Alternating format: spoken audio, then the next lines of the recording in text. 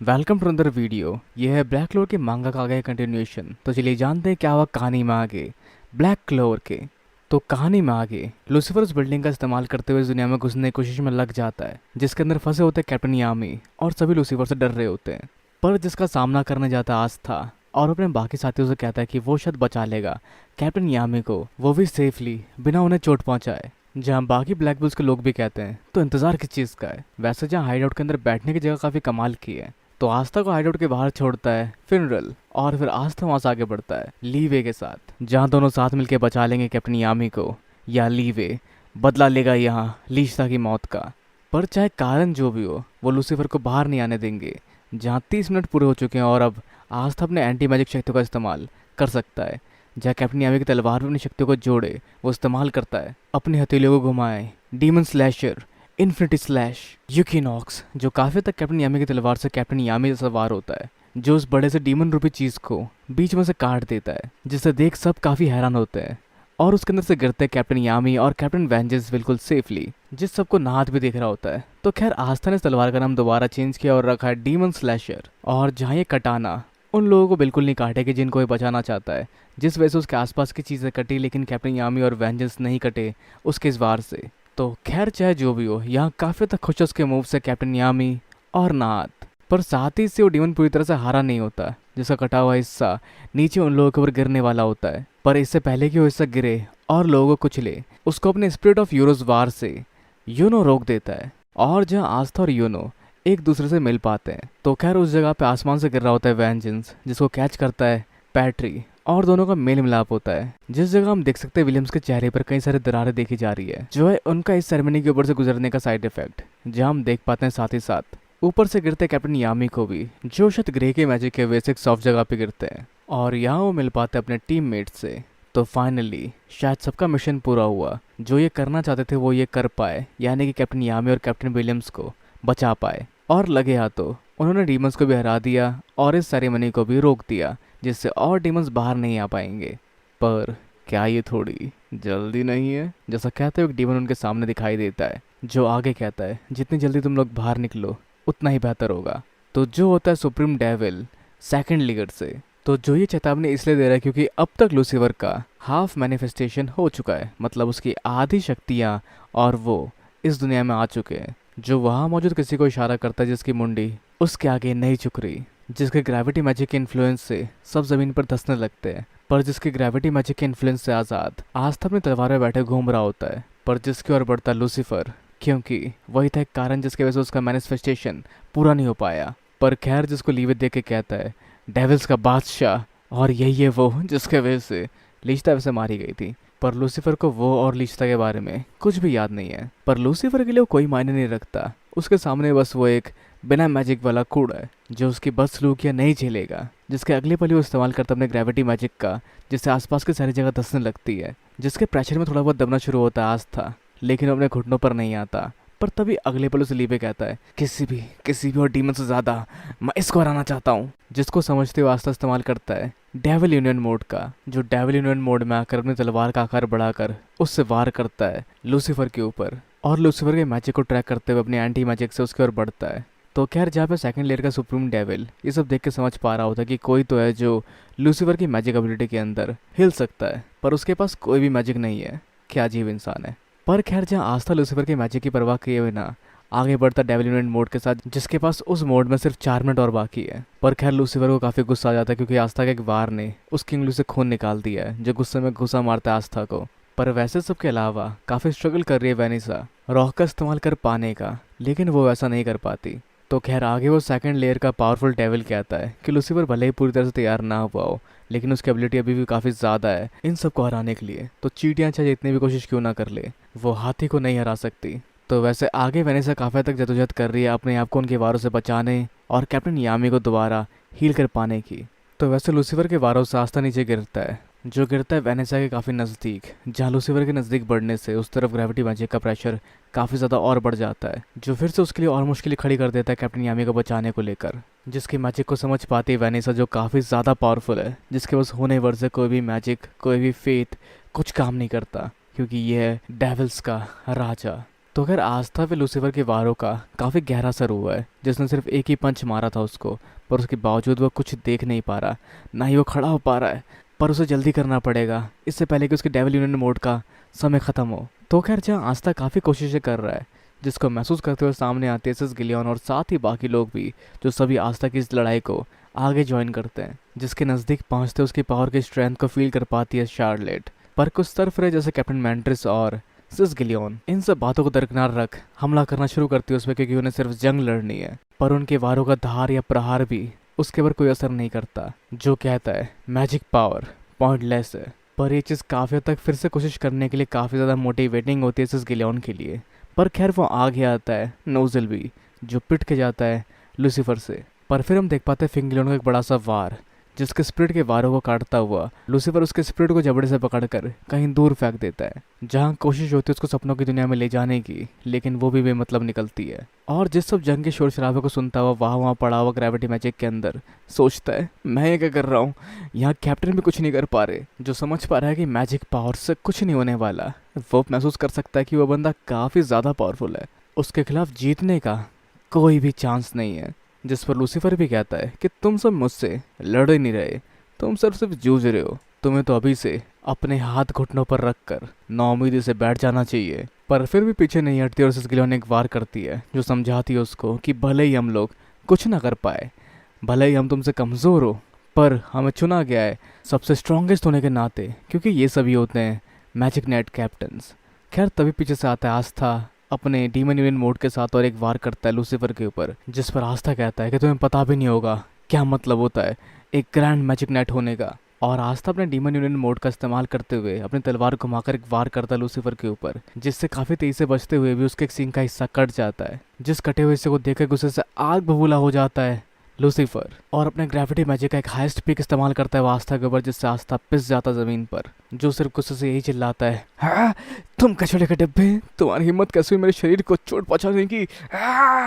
तो खैर इससे पहले कि वो आस्था को और चोट पहुंचाए, उसके रास्ते में कई सारे मैजिक नाइट्स और आते हैं, या यूं कहे कि मैजिक नाइट कैप्टन्स आते हैं, जो सभी समझ पाते हैं कि एंटी मैजिक अटैक्स काम कर रहे थे, तो इन्हें काफ़ी तक आस्था को बचाना पड़ेगा ताकि वो उसका इस्तेमाल कर सके इसको हराने में। पर इससे पहले कि आस्था उसको हराए, कोई और भी जिसको काफ़ी बेसर आना चाहता है, और वो है कैप्टन मैंट्रिस।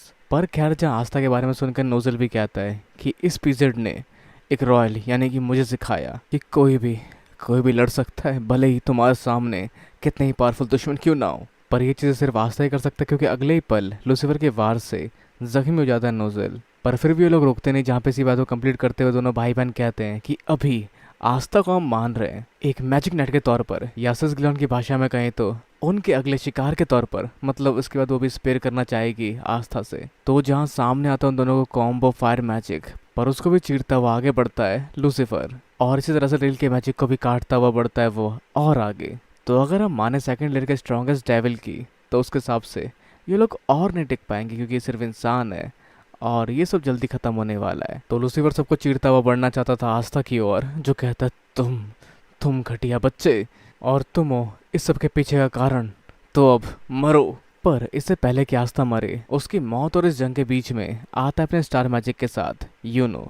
और ये सीरीज में पहली बार हुआ जब यूनो आस्था को बचा रहा है, जहाँ हर बार आस्था बीच में आकर यूनो को बचाता हुआ देखा गया है। और अब कहानी में आगे ये सब देखकर काफी तक घबरा जाता है वाह, यानी कि सीख के, जो समझता है ये सब किंग की गलती है, जिसका हर जाना उसको भुगतना पड़ रहा है।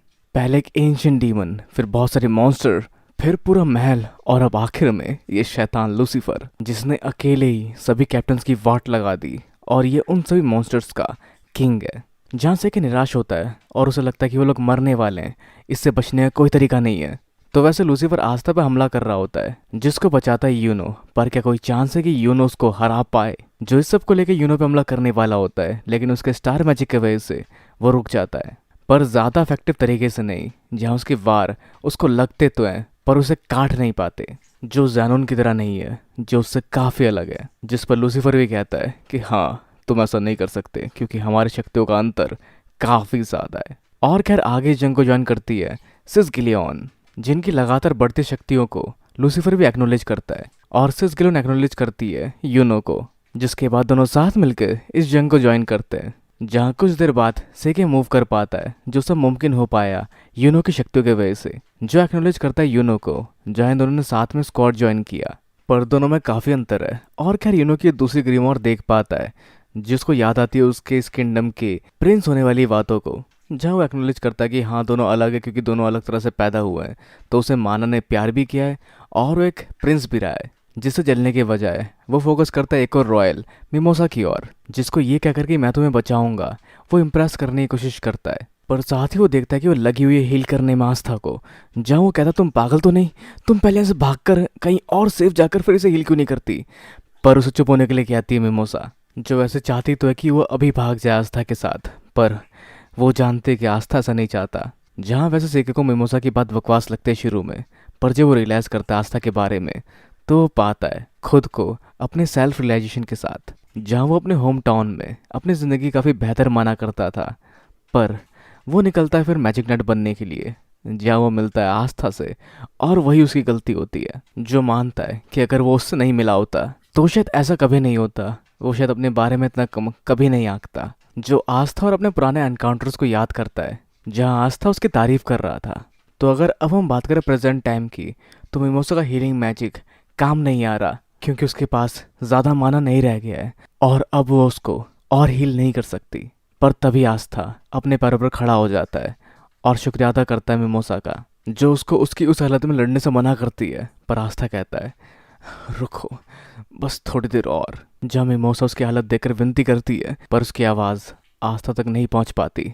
जहाँ वो मनाती है कि बस मरना मत, जिस पर सेके का रिएक्शन भी कुछ ऐसा होता है कि तुम क्या कर रहे हो, बाकी कैप्टन्स मिलकर भी उसका कुछ नहीं बिगाड़ पा रहे, और तुम्हारी हालत अभी लड़ने लायक बिल्कुल नहीं है। ऐसी हालत में वहाँ जाने का क्या मतलब, तुम सिर्फ एक पेशेंट थे जिसके पास कोई मैजिक नहीं था, पर उसके बाद भी तुम।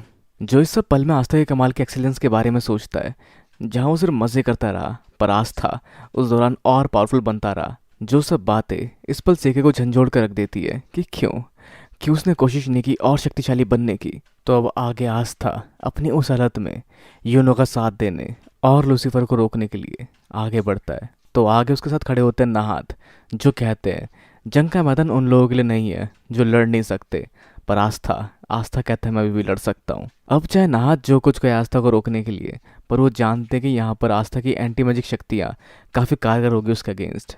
तो आस्था अकेला नहीं होगा, उसका साथ देंगे नाहात। और उस दौरान लूसीफर के अगेंस्ट यूनो और सिस्गिलियन लगे होते अपने कमाल कमाल के वार करने में, जहाँ वो जानते हैं कि उनके एक भी वार लूसीफर को नहीं लग रहे, पर उसके एक भी बार अगर इन्हें लगे तो उनका खेल खत्म हो जाएगा। पर वो उस लड़ाई को जारी रखेंगे जब तक वो जारी रख सकते हैं। जहाँ लूसीफर को इनसे कोई मतलब नहीं है, वो जल्द से जल्द पहुंचना चाहता है आस्था को और उसका गेम बजाना चाहता है, जिसके लिए हेल्प मांगता है एड्रे मिलेज की, जो सेकंड लेयर का हाईएस्ट रैंक डीमन होता है। पर वो मना कर देता है, जिसे लड़ने में कोई इंटरेस्ट नहीं है, उसको मजे आ रहे हैं लूसीफर की फाइट देखने में। तो लूसीफर के खिलाफ लड़ते हुए सिस्गिलियन का माना स्किन या उनके ऊपर बना माना का सूट गायब होना शुरू हो जाता है। तो उसके पीछे का रीज़न ये है कि वो बहुत अच्छा कर रही थी, पर वो काफ़ी करीब हो चुकी है माना के, और शायद ये बाउंड्रीज है इंसान और माना के बीच में, जिस वजह से उसका शेप अब बिगड़ रहा है, जिसका फ़ायदा उठाते हुए लूसीफर भी एक वार करता है उसके ऊपर, जिसके बाद यूनो बढ़ता है लूसीफर की ओर, जिसके वार को काउंटर करने के बावजूद भी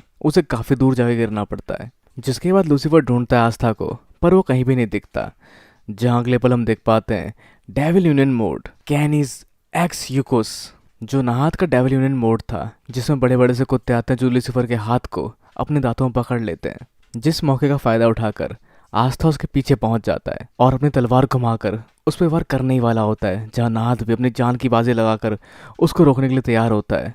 पर ये सब रोकने के लिए कहाँ काफ़ी था लूसीफर को, जो अपने मैजिक से नाहात के डेविल यूनियन मोड को चुटकियों में गायब कर देता है और आस्था के बढ़ते वारों को रोकने ही वाला होता है। जिस बीच उसको बचाने आता है नाहात, जो खुद को झोंक देता है आस्था को बचाने के लिए। जिसके बाद नाहात की हालत काफ़ी ख़राब होती है, जो शायद अपने लिमिट तक पहुंच चुका था, जो लगभग अपने आप को मरा हुआ मान लेता है और सोचता है कि अब मौका मिल चुका है मुझे मिलकर माफ़ी मांगने के लिए मॉर्गन को।